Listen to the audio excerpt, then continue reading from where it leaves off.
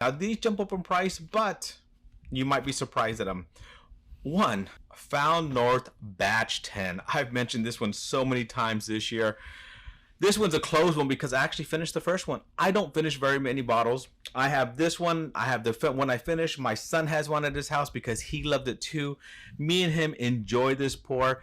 We get to actually just sit down. When I go visit, we sit down, pop it open, have a pour together, get to talk. And that also makes it more special, but it's just such a special pour. Now, what makes this surprising is Found North does a lot of great stuff, but this is not one of their super allocated. It's not like it's a Goldfinch. It's not their Helldiver. It's not one of those, with the 20 to 22 year rise in corn and all that in there. No, this is an 8-year one with which is grain 66% corn, 29% wheat, and 5% barley. And it does have some 23 in there, but it's 23, 19, 9, and 8. So a lot of age in here, a lot of just young to older. Lots of flavors in this. This one's $130 and worth every penny of it. This is probably my favorite Found North I've ever had, and it surprised the heck out of me. Their new Snow Day is actually really good, and I actually want to, I tried that one just last night, and I definitely want to blind it against this one. But man, this is just a great pour. I highly recommend this one. All right, are you ready for the last one? Now this last one's a lot more expensive. It's about $250, but it was still a surprise to me on how good it was. Have you guessed what it is yet? None other than this bad boy here. Yes, a Nancy Fraley blend. Of course she'd come out on top, right?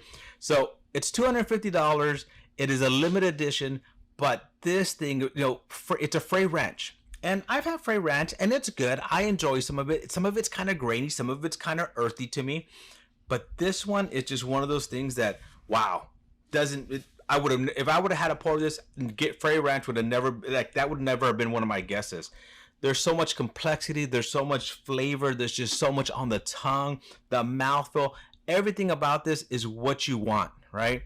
And yeah, definitely a great pour.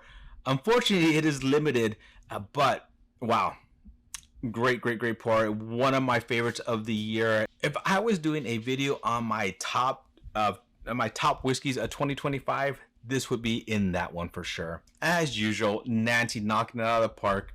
Love this pour. So this is my top 5 surprise whiskeys of 2025. Now I asked this on the live the other night, and I had a lot of good answers, and there's a few on there that I didn't get to try. So I'm hunting some of those and hopefully get to try them. But this is what I tried this year. This is what surprised me this year, and I'm happy to share these. These are so much fun to have. And if you get to try any of these, I suggest you do. These are just for their price, for their flavors, for everything that they do. They just hit my palate right, and I'm glad I have them. I'm glad I got to try these whiskeys in 2025. Well, my friends, thank you for joining me on another journey down my whiskey rabbit hole. To our next journey, my friends, cheers.